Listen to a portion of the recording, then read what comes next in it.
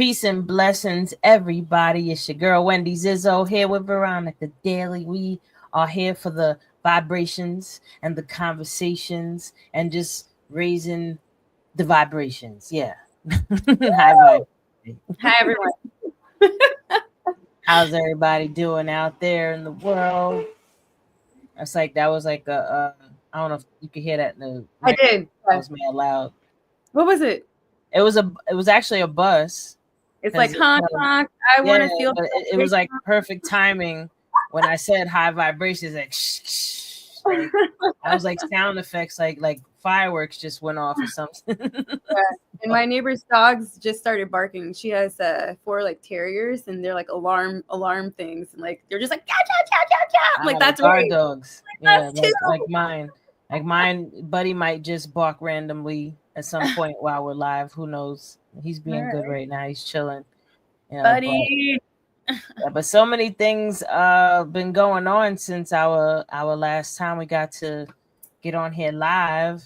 Okay. One thing I would love to share with people, especially those, if you're Basharians out there, anybody that follows Bashar, knows about Bashar, went to an event, and I had actually posted up the snippet of, because I got picked to ask a question. Out of hundreds of people, I got picked, and that was actually the third time I got picked from the third time I'm going. But anyway, I posted up the snippet of me asking my questions, and the video went viral on my TikTok. Let me see what it's up to at this point. Right now, it's up to 126,000 views, and it's been like a week. I wish I had a reggae horn. No, it's dope. Like I'm enjoying like all the positive comments. You know, people enjoyed the questions that I asked and the interactions and stuff. So, and it did a lot for people, which I love that part. That's like, you know, hook me up, you know. So I'm enjoying just watching this all unfold. And because of that, this woman she reached out to me because she was so intrigued that who I was and where'd I come from, because she's like, you know, people were saying like, oh, you gifted and you know you got something going for you, like, oh yeah, keep putting that in the world. Like, I'm getting all these awesome comments, and she actually reached out like, you seem really cool and interesting, I would love to interview you on my podcast. I was like, bet, let's do it. So last weekend I did I was a guest on her podcast, and that went really cool. Like she asked a lot of, she did her homework. That's what I loved about it. Like she actually did. She was asking me about everything: music, my books, my even me releasing the Posy Bowls. We're gonna get into that in a minute. But yeah, that was like such a cool link. You know, the way that just happened. It was nice. It was very nice. And then where can people go to watch that, watch the recap of that interview? Hold up. Don't get me the lion. Let me look. Hold up. So the name of her podcast is The Bear Experiment. The Bear, BARE Experiment. Okay. So I'm actually, it's funny. I'm episode number 70. And my life path numbers are 7. So boom. Yeah. There go them synchronicities. Everybody go check that out if you want to hear all the lovely details that Wendy shared on that podcast. Yeah, like that was so cool. I was like, I didn't expect that, but you know, like even, you know, she came to me because of Bashar, and one of the things that Bashar teaches is just follow your highest excitement to the best of your ability, with no insistence of what the outcome is, and no assumptions of what it's supposed to be, and always stay in a positive state. And that is literally, he says, the formula to this reality. Like if you bought, let's say, a bike, you know, and it was all in pieces, and they give you the directions, and as long as you follow these directions and you put this together, this bike will work perfectly. So those are the instruction manual, he calls it. You know, follow your highest excitement to the best of your ability, no insistence of the outcome, no assumptions, and always stay in a positive state. And what I love about that, I was, you know, I've been following him a while, and he does like holotope what do you call meditations. And one time out of a meditation, the idea came to me of like, how could I inspire myself to follow my highest excitement? And follow my highest excitement, or you're anybody, by following your highest excitement isn't always something like huge. Or this lifetime goal that I have to follow. It could be something as simple as, okay, I'm gonna get a drink of water right now. You know, like if you're bored and you're feeling stuck even, or if you just don't know what to do with yourself. So that's where the idea for my posse balls came from. And that's where the green ball came in. Eat, bam. What's one of the other ones that you haven't said yet that's on that one? So on here, like clean something up. Mm-hmm. Roll again, take a nap. Rolling again on that one. Yeah. or take a nap, or go for a walk. Yes, please. Or exercise or stretch. Yeah. You know, and you just keep rolling it, and if something comes up and you're like, yeah, I don't mind doing that, or something simple like tell someone you love them. Mm-hmm. Well, you know, just if you're like, nah, I'm mad at people right now, okay. This is a simple one. It's like a little meditation. Take 3 deep breaths in and exhale, or meditate for 5 minutes. Love that. And I love how it's like a variation. Like if you don't want to sit for 5 minutes or whatever for 5 minutes, then you can just take 3 deep breaths, and both of those things will be exactly what you need in that moment. Exactly. Just to ground you, bring you back down to earth. Like this ball, and it's since it's a 12-sided ball, there's 12 different prompts, you know, ideas of things you could do. So out of these 12 things, I know somebody gonna be inspired to do one of them. Mm-hmm. You know, so that's why I like this ball. And that was the first idea. Then I figured, oh, why not do full on affirmation balls? Like put affirmations on every side. So then I came up with these 2. And this one is more like divine messages. And this one is more like mindset training and abundance mindset. So when you roll these 2 together, oh my God. Yo, these messages from these 2 be even blowing my mind. Like you gotta do it right now. Oh, roll. Yeah. Okay, let's see. Absolutely, yeah. I'm gonna roll them right now. Let's see what we get. Let's see. Oh, I am where I am, and it is okay. Mm-hmm. And I always have more money. That is so right. Show you right. All right. I know no one's gonna disagree with that one. Hold up, here's roll them again. Oh no! Oh, yes. What happened? I just lost it. But I'm shy. Well, the other one, the purple one says, I am where I am and it's okay. Again, yes. I just lost the ball. I am where I am and it's okay.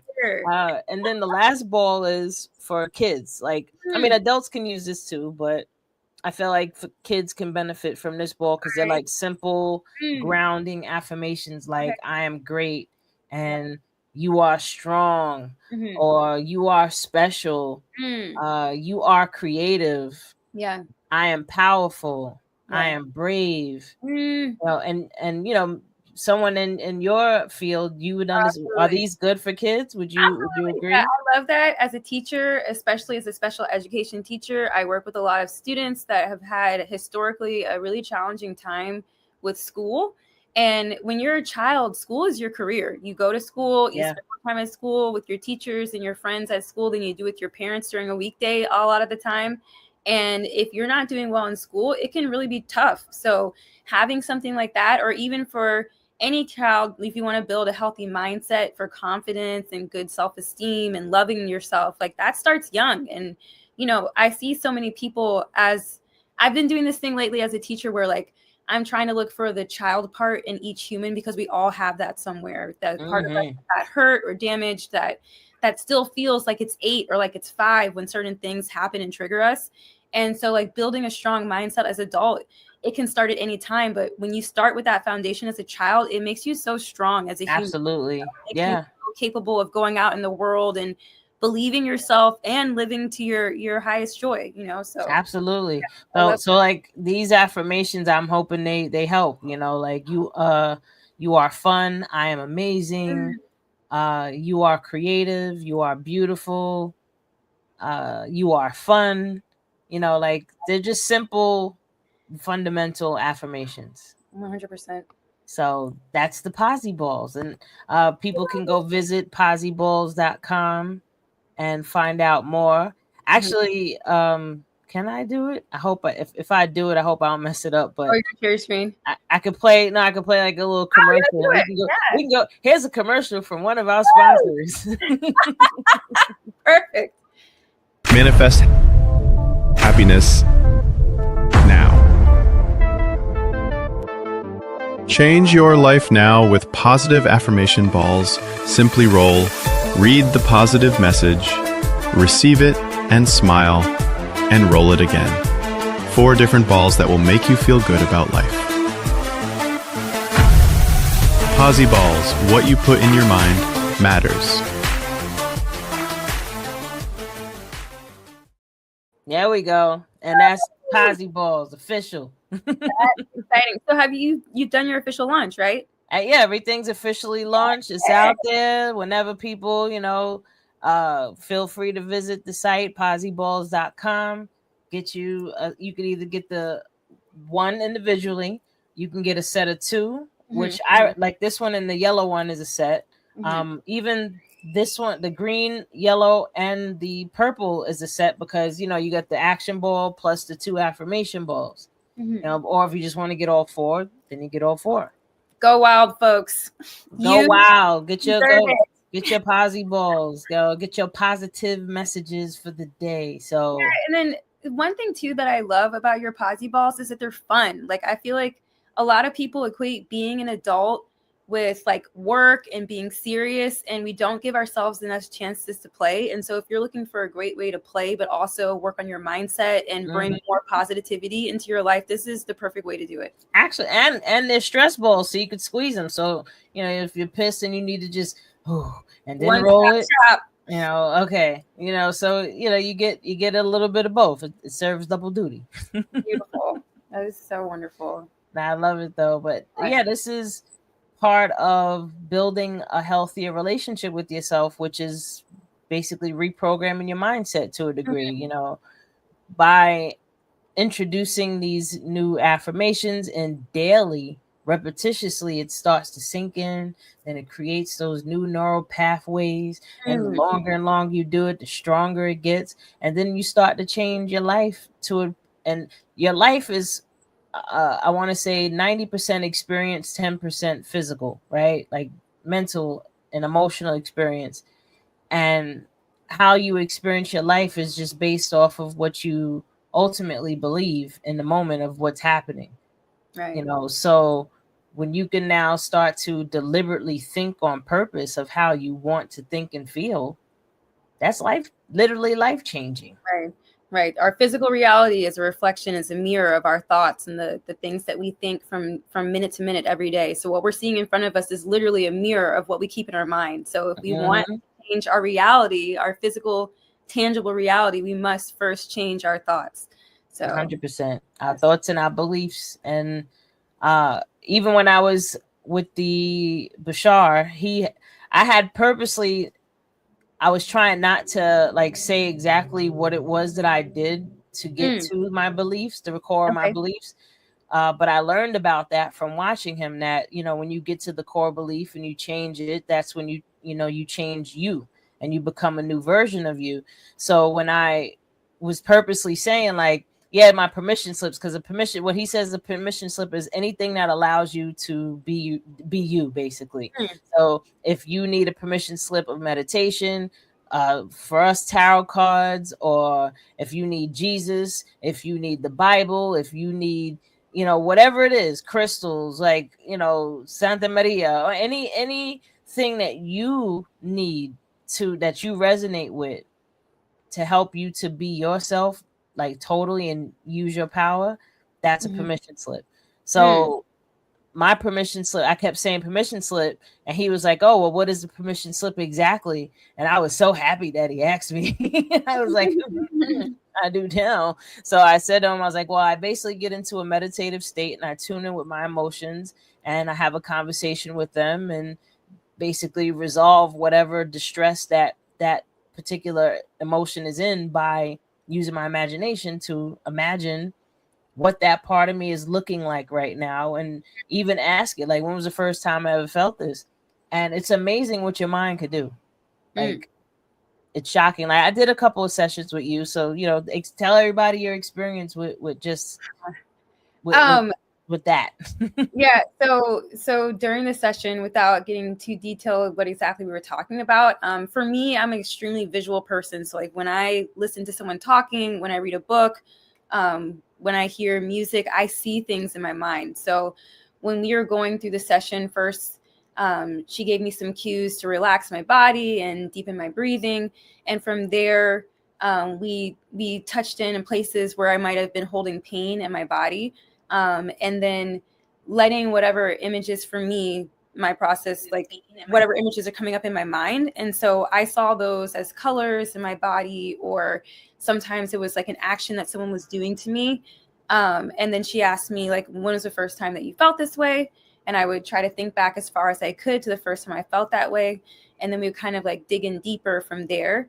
And then as I was observing those things, they started to shift and change. The colors changed. Like maybe it started out bright green and it went to like a soft green, or started out blue and went to a purple, or faded away entirely. Isn't that cool though? Like how that energy just starts to move, like and change. It's like your mind is crazy.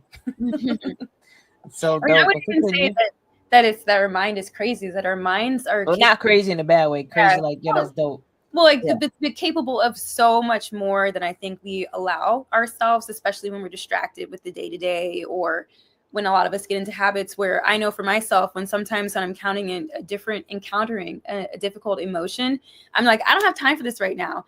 And I push it aside. And I've told Wendy like a bunch of times, like for me, like I literally visualize like a deep, deep ocean, like all the things that I don't want to feel sifting down to the bottom of that ocean and staying down there so that I can deal with everything else I have to work with in the day. But what happens when you do that over the course of time is that stuff, it's not going anywhere. It's becoming a pile at the bottom of my mental ocean, And so, so necessary to tap in and like check in with those things and move them around and feel them for real, and get to the bottom of why you feel that way so that you can heal and grow.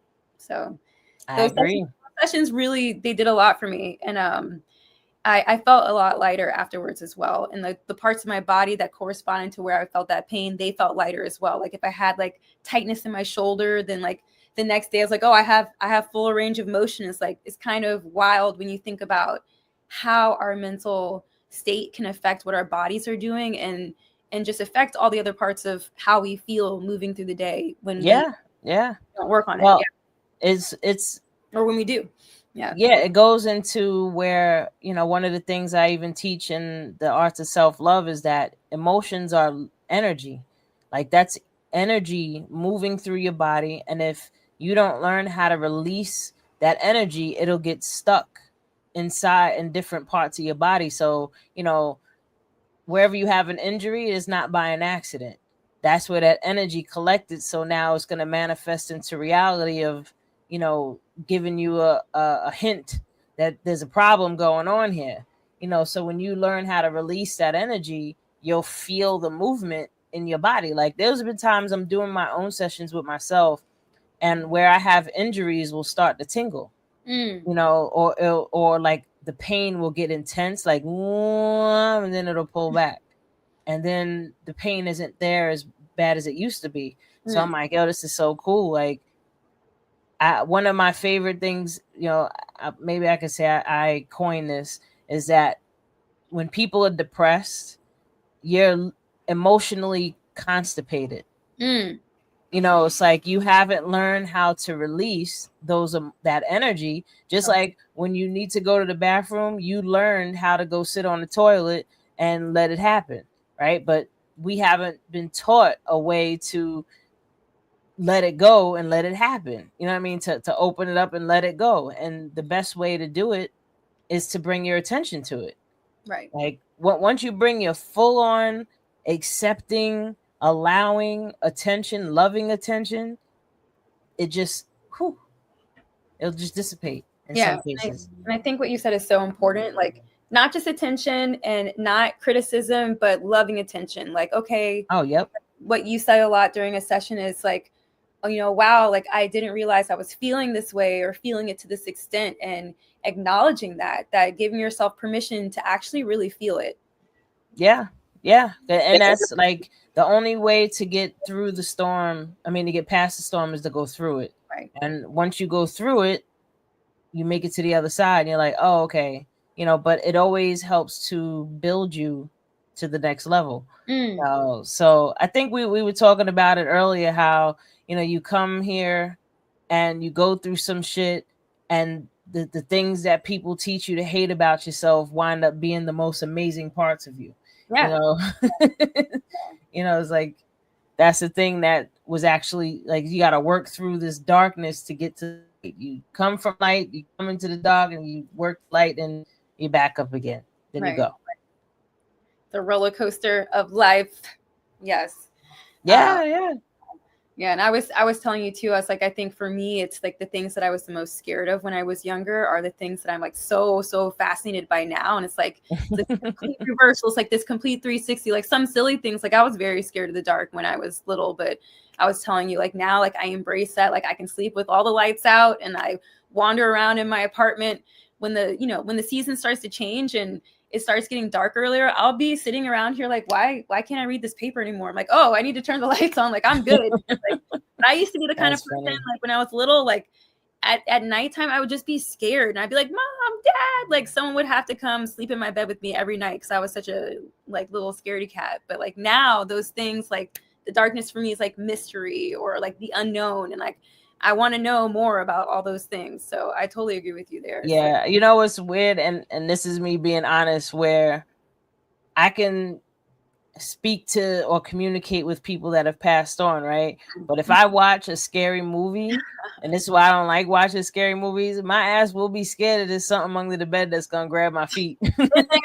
I'm like, you're an adult and you are waiting until someone comes up to go to the bathroom, even though the bathroom is right there and you know there's nothing here. But sometimes it feels like there is. Yeah, like that's what, I don't like scary movies because I don't like the way it makes me feel, and then it's gonna get my imagination going. Like, what was that? Like, I'm an adrenaline person. I definitely like, I like being scared. I think it's fun. It makes me feel alive. And so I couldn't watch scary movies when I was little. And like my parents wouldn't let me because I was that much of a scaredy cat. They're like, oh, if she watches this scary movie, one of us will have to sleep in her room every night for the next 3 months. So she's not allowed. But, now I love horror movies, but I usually watch them before the sun goes down just in case. That's funny. I also realized not to watch like certain movies like before I go to bed. Like I can't watch like John Wick or something, just something crazy. Like I have to watch a comedy before I go to bed, because I remember one time I was watching John Wick, and then I had a dream that I was in like a shootout and shit. No, thank you. That was like a hitman or something. I'm like, see, I can't be watching this type of stuff. Yeah. I can watch stuff like that. I was a huge, still am, because I will rewatch it, Queen of the South and like Peaky Blinders fan. But like that doesn't mess up with my dreams. But a scary movie, like if I watch a scary movie too close to bedtime, I have to watch something really silly or a cartoon, and like hopefully like those like soft, playful images are what follow me to sleep instead. Like this is what I'm saying. Like you don't think that these things affect you, but they do on a subconscious level. Like. People like, I want to watch these scary, gory ass movies because it was entertaining. But what is that doing to your subconscious, to your psyche? Right. So you watch that and then you go to bed and have a nightmare. Right. Yeah. No. Yeah, not fun. Yeah.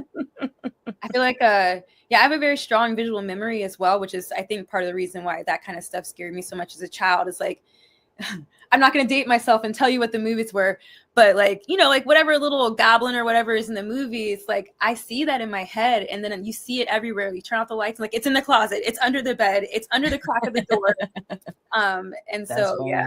Yeah, sometimes. And even as an adult, I was watching something a couple days ago, and it shocked me how much it scared me, but they did one of those things. It wasn't a jump scare. The person's face looked one way, and then like before you could like literally like a millisecond they changed it to another face, and that face was terrifying. And I jumped backwards, and I was like, I feel like I'm 3, but like it was frightening.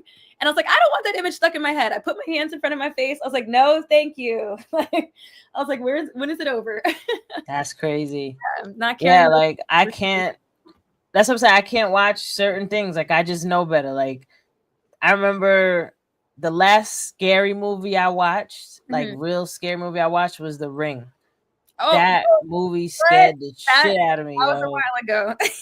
That's what I'm saying. That was mad long ago. Like that was like 25, almost 24 years ago. You made up your mind a long time ago. Yeah. I can't.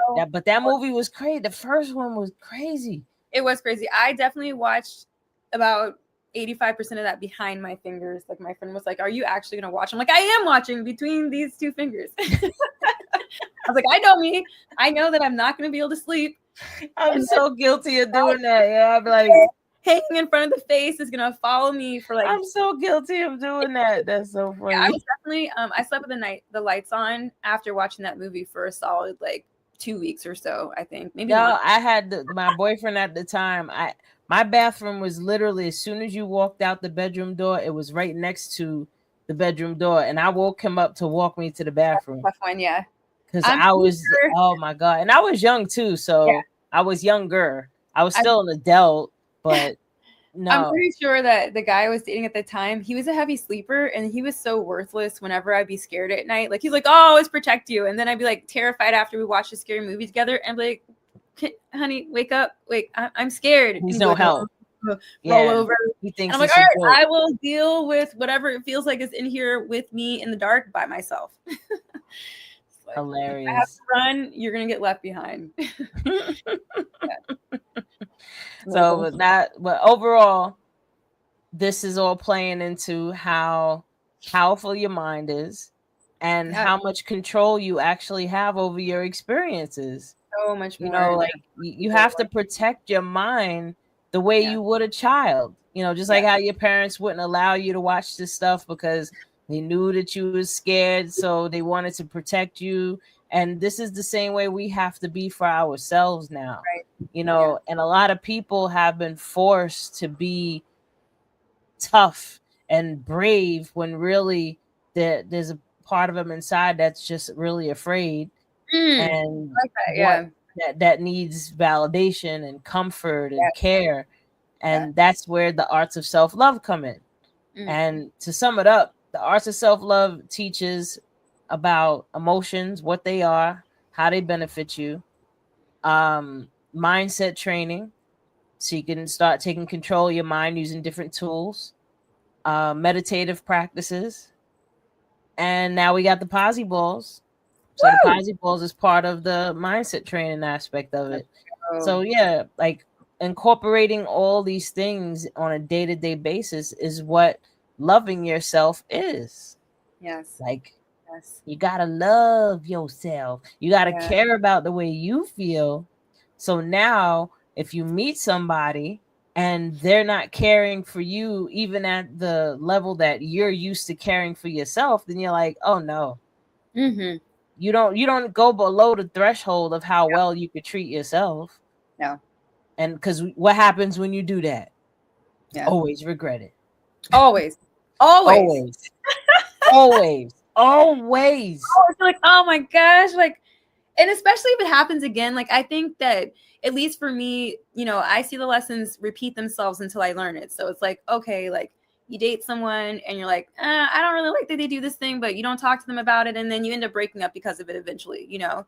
And then the next time you date someone, you're like, this is going to be new. This is going to be different. And how is it like, it's that person's personality just in someone else's body, you know? And it repeats itself again into like, you know what? I need healthier boundaries. I need to love myself more. I need to stick with my standards that I created for myself. And I can't let anyone, you know, you cannot, you have to protect your energy. You have to make sure that 100%. you make sure, because we have to be the gatekeeper for ourselves and for our feelings. Yeah. Like I remember in a situation where I seen a certain behavior from the person and I was just like, a part of me was like, all right, maybe I could deal with it. Nope. It winded up being one of the things that was just like, nope. Yeah. You know, it's like you peep, and this is where I hurt my damn self, so I couldn't even be mad because I seen it. I saw the sign. I even was like, ugh, and I still kept going. Right. You see the red flags. When you see the red flags, it's time to run. But yeah, you can't be afraid to go. Young people out here, please listen to us and believe that this is true, so that you don't have to make as many mistakes as we did on the path. You know, like when the person shows you who they are, when they believe them the first time. Believe them the first time, and listen to your gut. Like our gut, whatever you want to call it, your intuition, your higher self, is constantly letting us know, hey, like, watch out for that, or you get a little tingling or a little chill in the butterflies means run. Yeah, it can, right? So it's like, you know, listen to those signals, and the more you listen to them, the more you tap in, the easier it is to make those decisions, you know, the less you're on your real. Yeah. Like the first time, like, you see something that you like, don't do it. Don't do it to yourself. You will regret it. Because also I've learned is that if people are capable of doing one weird thing, then you have to really expand that spectrum. Like, oh yeah, you could do a whole bunch of other weird shit. Absolutely. Yeah. Yeah. It's like the tip of the iceberg kind of deal. It's like, like I've never seen that before, but you better believe there's more stuff underneath that. It's not just like a one and done usually. Absolutely. Like if you ever, you know, go to somebody's house and they're dirty, nope, don't do it. Don't do it. Like if you go in a bathroom and it don't look like they clean their tub, nope, they don't care. They ain't gonna care about you either. If they ain't caring about themselves, they ain't gonna care about you. Yeah. Then, or as a woman, you'll be in there like, it's my job to clean it now. Like, you know, you're trying to be the good girlfriend and clean somebody's house. You are not a maid. And if you're gonna be a maid for yourself first. Facts. And I actually did a TikTok about this. I made a video where what you need, everything that you have right here, right now, is exactly what you need. Right? Because, you know, the saying goes that God is only going to give you what you can handle. Right? You'll always have what you need. You might not always get what you want, but you always get what you need. Right? So if you really truly take inventory of everything that you have right here and right now, this is what you need. So if a person is not there, if a friendship went sour, if something that whatever didn't work out financially, whatever it is, that's what you needed to happen. Yeah. And it's a I think sometimes we beat ourselves up, and this is like tag teaming on this idea of like when you see the signs, you know, where sometimes we have a hard time letting go of a connection or a relationship or a friendship. And when those ties become severed, you know, just as we are given things get taken away from us, if you want to look at it that way, or things leave from our lives. And like you said, there's a reason for why things leave. Like, we don't need that anymore, you know? Absolutely. Yeah. It's like, that's truly, and if you're single and you're by yourself, yourself and you, that's what you need. And it's a relationship as well, because the first and most important relationship we have with ourselves. Without having a strong relationship with ourselves, it's impossible to have a strong relationship with another human being. Facts. Because you need the reference point. Absolutely. You know, that reference point is very important, and you have to start with you. So anyone out there, if you're by yourself and you're feeling lonely right now, recognize that this is exactly what you need. And if you're feeling lonely, then that means you need to give yourself that acknowledgement of how you're feeling in this moment. Validate it. Like, I could completely understand why I feel lonely. However, I am with me, myself, and me. Like, if you think about it, everything that you ever been through in your life, you was always waking up with you and going to bed with you. Yep. You know, showering with you, bathroom with you, dressing with you. Whatever it is you was doing it with yourself. So you're never alone. Yeah. I think that's a really novel concept for a lot of people, because we live in a world where there's a lot of emphasis on connections. And like we said, the first and most important connection is the connection you have with yourself. But also, like, I love the idea of with yourself as opposed to by yourself, because by yourself sounds like loneliness, and with yourself is like, oh, like, this is this is a real thing that's happening here. It's like, I can have a connection to myself. Right. And then I was about to say something else. I forgot it. It'll come back to me. Go. If it's meant to come back, it'll come back. But the idea of being with yourself. Oh, I know what it is. I read an article this morning on choosing solitude, voluntary solitude, which is different from feeling lonely. And so you can also reconceptualize this idea of like, well, let's say you wanted to be in a relationship, but you happen to be with yourself right now. When we have moments of solitude, it allows us to work on a lot of things that we just don't have the time or the bandwidth for when we're with other people. We can deeply think about our feelings. We can work on skills that we have been developing. And we make a lot more progress when we stay in a state of flow where we're feeling joyous and very much absorbed into what we're doing. And so these are all opportunities to develop and grow these things when we're by ourselves that we just simply cannot do when we're sharing time with another human being. And so, or concerned about another human exactly being. So like being with yourself is a really, really excellent opportunity to grow and learn. And you don't have to judge yourself or be critical because you don't have a partner or a boyfriend or girlfriend at this time, because if you want it, it's eventually going to come when you're ready for it. But also because there's so many beautiful things that you can do in development of your own personal well-being, your mindset, relaxing, taking care of yourself. It's so important. Absolutely. And for those that are with someone and they are not happy with this person, this feelings that are coming up for you with this person, what they're triggering, is an amazing opportunity to do exactly the same things you would do if you were alone, where you would take inventory of how you're feeling, write it down, even start taking, like if your significant other pisses you off, instead of going after them, sit with that feeling for a second and explore, where is it coming from? What part of me right now is feeling unseen, unheard, and misunderstood? And give that part of you understanding, acknowledgement, and validation. And once you allow yourself to work through that emotion, now when you look at them, you can respond to them rather than react to them. You know, and then you could be more clear with how you're feeling. And or once you turn that light on yourself, the feeling might dissipate altogether, and now the problem's over. Right. You know, because relationships are meant to be mirrors for us. Yes. So whether you're with someone or you're not with someone, you're getting an opportunity to work with yourself either way. Yes. Yeah. Like being in a relationship or a friendship is an amplifier. And Ooh, right, big one. Like being with ourselves gives us more chances to look at the things that get reflected back to us. Absolutely. Yeah, like when you said that, I got extra excited. Like, ooh, oh yeah, oh man. I know one of my situationships, I could call it a relationship, but I remember saying this person is gonna be a hell of a mirror, and God damn, they was. Like, woo! I got to the deep depths of this internalized shame and guilt that I didn't even know was there. Okay.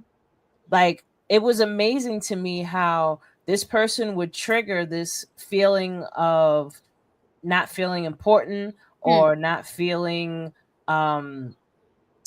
just like I matter. I mean, it all boils down to I'm important, right? And then working on those feelings, and it's bringing me to these moments in my life where I was shamed or guilted by my parents, you know, or a situation where somebody, you know, you should be ashamed of yourself, you know, type of thing. Where, and I was like, wow, like it bugged me out, but I was so grateful that it came up because it gave me an opportunity to work on it. And once it was gone, I was like, I don't even want this person no more. They're lost. Yeah, I love that. And I love how you said grateful, because I think that a lot of us believe that when we have a quote unquote negative emotion, that it's just bad, you know, but as you've been saying, like all of our emotions are important, and our emotions teach us about ourselves and teach us about what we need to do to heal. And we can be grateful even for something that on the surface seems negative, but everything is for our good, you know? So even when we're experiencing these challenging emotions and going through tough times in our lives, on the other side of it, maybe not immediately, we will eventually figure out why we needed to go through that so that we could grow and become the next best version of ourselves. Absolutely. Yeah. I mean, and like you said, where we have people have been programmed with this idea that feeling your emotions, oh no, I don't want to feel that. Like, oh no, wait, I can't be feeling that. No, no, no. You are, by pushing that aside, you're pushing yourself aside, because that emotion is a part of you. It is you. It's an aspect of you that's coming to surface, and you're like, oh no, I'm not trying to deal with that. And now you try to bring your attention elsewhere. Like, you're literally abandoning yourself, complaining about other people abandoning you. Right. So people, what you're experiencing is going to be a direct reflection of what you got going on with you. So if people are rejecting you or abandoning you or ignoring you and not fulfilling your needs, then that's a direct reflection that you are also doing those things to yourself. By I don't want to deal with that feeling, that uncomfortable thing that just came up. But this is literally you coming up. Yeah. Like, this is literally part of you. It's not some alien thing. It's a part of us, and it's there to show us something that we need to know. Yeah, for real. Like, this is a part of you that's been screaming and crying for resolve since it first became distressed. Right. And that could have happened when you was 3 years old, when you was 2 years old. That you keep pressing down. Like, the more you press it down, the louder it gets. Like, it might start off as like a little ding dong, like doorbell kind of thing. Then the more you push it down, the more it's like, okay, there's a fire truck, screaming for my attention. And then it'll turn into a dis-ease. And that's when it gets really scary. Because your body will start to give you signals. Just like you could tell if you're in a relationship with someone that's not good for you, if your body starts to react to it. Like, I would say one of a relationship I was in, my eye started messing with me. I ain't never had a problem with my eye before. In what way? Like twitching or something? Or no, like it was drying up. Oh no! What? Like my eye just kept like getting dry for no reason, and it started getting painful. I'm like, how is that? And then other things dried up too, and that's not normal. So, like, my body was reacting to this person, and also I was having issues with my digestion, which is, letting it go, because I knew I needed to let the situation go, but I still kept, no, maybe I need to humble myself or something. Nope. Yeah. I just played myself more and more and more. But as soon as I let that situation go, everything went back to normal. My eye went back to normal. My digestive system went back to normal. Right. Everything that stayed moist as it should be. Like, but seriously, like, your body gives you signals, even if you want to be in denial about it. Right. Yeah. It's and crazy. I was telling you earlier, I was once in a relationship where some things would happen, and I think there was a part of me that was like deeply afraid of losing the relationship. I was like, well, what am I going to do without this relationship? I'll be by myself. And so I clung to it. And then I would get into these situations where I felt like there was something I needed to say, and I was afraid to say it because I was afraid of losing the relationship. And then I would start having like the most intense sore throat, and it would hurt so much that I figured out, like, the problem that I'm experiencing is that there's something that's literally stuck in my throat. It's my words. It's something that I need to express. And when I would say those words without worrying about what the result would be, I would immediately start to feel better. Like, I went from needing like to go to the drugstore and buy like 3 different things to like soothe my throat to being completely fine. And like, as soon as I released those words, and then it was kind of like, that taught me too, in terms of a relationship, like, it's so important to express your truth. You cannot hold these things in. The words come to you for a reason. They need to be spoken. They need to be said, and let the chips fall where they may, because it's for your good. And if you speak in your mind to somebody ends the situation, then they was never there for you in the first place, or they were there for you to learn that lesson, and then now it's time to release and receive something new. So absolutely. And we were even talking about where the things that you want to manifest, all these great, amazing things that you want to manifest, are trying their hardest to get to you. But if you're not experiencing them, it's because you're pushing them away. Right. And you're pushing them away by putting up the umbrella of the old belief of holding on to things that don't serve you. Right. You know, if you don't let certain things go, you're not going to allow the things to come in, because you're literally holding it back. Right. You know, that's when the saying goes, you get in your own way. Right. Like, you're getting in your way of your blessings by focusing on your stresses. Ow, that rhyme. Ow. Right. So, but seriously, like, we have to release and allow, you know, surrender, you know, or the submission that people should be focused on is the submission to within themselves and the process. Yes. You know, submit to the process. Like, I have one of these written on my board: forgive and allow people to be exactly who they are, and just allow everything to be, and be grateful for whatever you can. Because one of the best things I love that Bashar even says, and this is so true, it's not about what happens, it's about what you do with what happens. So no matter what's happening in your life, how you feel about it, how you define it, right, and what you do with these things, the next steps that you take, that defines what that experience will be for you. Yeah.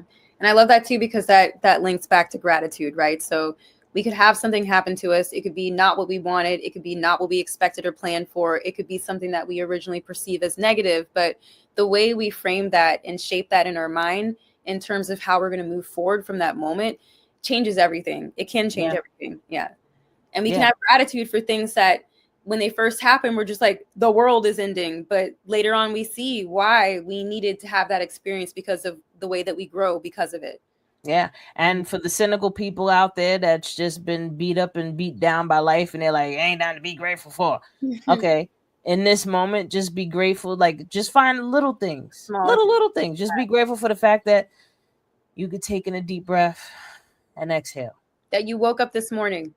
That you woke up, or that in this moment you was able to listen to and watch me and Veronika speak on these things. You know, be grateful that we woke up this morning for you to have this experience. Okay. Yeah. You know, my producer has a saying that I didn't really understand at first, and maybe I'm dense, but he says another day above ground, which means like you're alive, you know? Yeah. Every day that we are alive, we have a chance to start over and do something new or differently and learn from our experiences and continue to grow as humans. So yes, there's always something to be grateful for. Always be grateful that you seen the bird get their worm. You know, it don't even have nothing to do with you. Be grateful that the earth is still spinning on its axis at the perfect rotation for the day to exist. You know, like, just start off small. Don't have to be huge. Right. You know, don't jump to, oh, I'm so grateful for this pain that I went through. No, you ain't ready for that. Not yet. Not yet. You ain't ready for that. Not when you're in the thick of it. But no, not in the thick of it. In the thick of it, you have to be. I'm so grateful that right now I am acknowledging that I'm having this feeling. Yep. 1000. You know, I'm so grateful right now that a part of me is even showing me that I'm having this feeling right now. So now I have an opportunity to soothe myself. Yes. You know, like, I'm so sorry. Or like, really treat yourself like a little baby. Like, oh, baby. Or like, imagine yourself giving yourself the loving and the caring and all the things that you've always wanted. Put baby you on your knee, hold them, give them a hug, hold their back. Yes, allow you and baby you to cry. Yes. Like, console each other. The stigma with crying is so crazy. Like, even for men, like, they teach men not to cry. Crying is a cleansing of the soul. Like, you need to cry.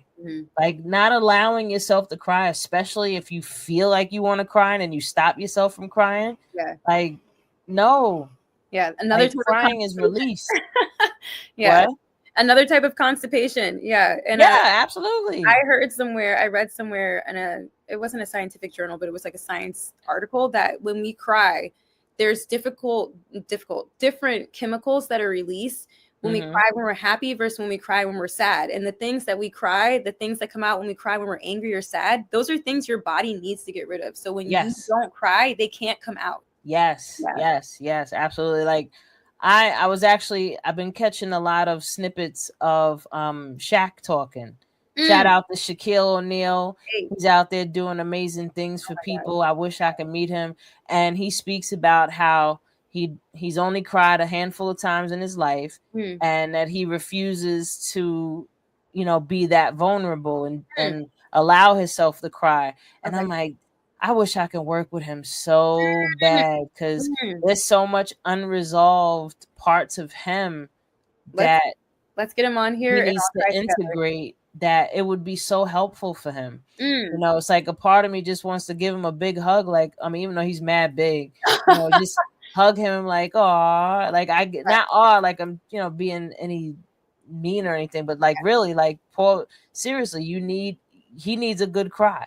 Yeah, we all need to cry. I think that's definitely something that I've been working on. Like, I have these weird like crying goals where like seriously, I have my goal is like, because I cry a lot out of happiness, or like sometimes I just see stuff and I'm like, that's beautiful and it makes me want to cry. And I'm trying to get to the point where like I can be in public and like cry about something that makes me happy without tearing up my face and making one of those like ugly cry faces. And like I had a day once where it happened where I was like, my face stayed still and then like, the tears just came out. It was like, it was such a wonderful experience to not be like,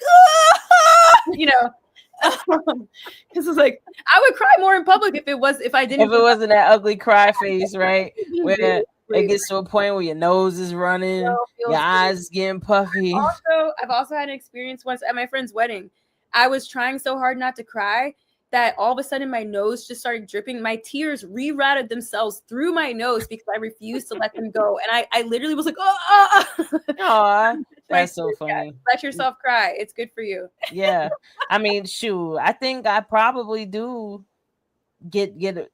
And it's not a full on type of cry, but just a moment of release at some point in my day. Like, where I'm connecting with myself and maybe I'm feeling anxiety in that moment. So I'll just tune in with that part of me and deal with it the way I usually do, which is acknowledge it, then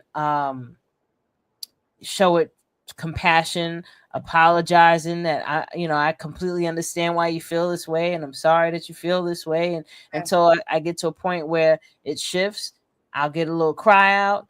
Yeah. And then I feel better. Yeah. And then the rest of the day goes groovy. Right.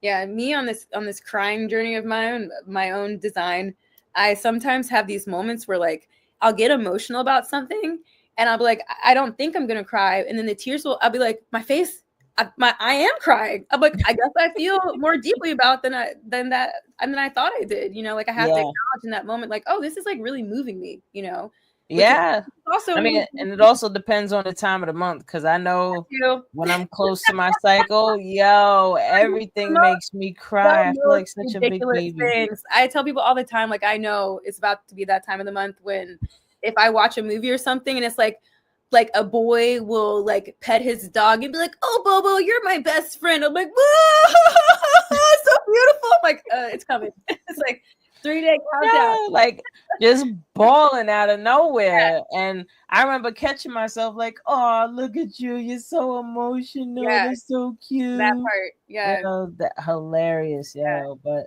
I mean, this is part of being emotionally intelligent, where you allow yourself to have this purge, so to say, like, and a healthy and what's the word I'm looking for, where you're not outside trying to kill murder. It's like this is an isolated with yourself and you time, and you allow yourself to just go through that. Like, just think of it as ocean. You're in the ocean and these waves are just doing this thing, and you have to learn how to surf on these waves. Absolutely. You learn to surf, or you're going to be constantly, trying to, doggy get to paddle. Yeah, doggy paddling, going underwater. Oh my God. Like, nah, you gotta learn how to float. Yeah. And also, I really, really think that we need to normalize crying for men, because men need to cry too. And this idea that men shouldn't cry is ridiculous, because they're human with emotions as well. And stigmatize people for doing things that are natural to them. That is why we have these problems. This is why people are exploding with rage and massively depressed, and they feel like it came out of nowhere. It's like, no, because you have to let yourself feel your feelings. Yeah. I feel like a lot of their resentment against women is because they haven't been crying.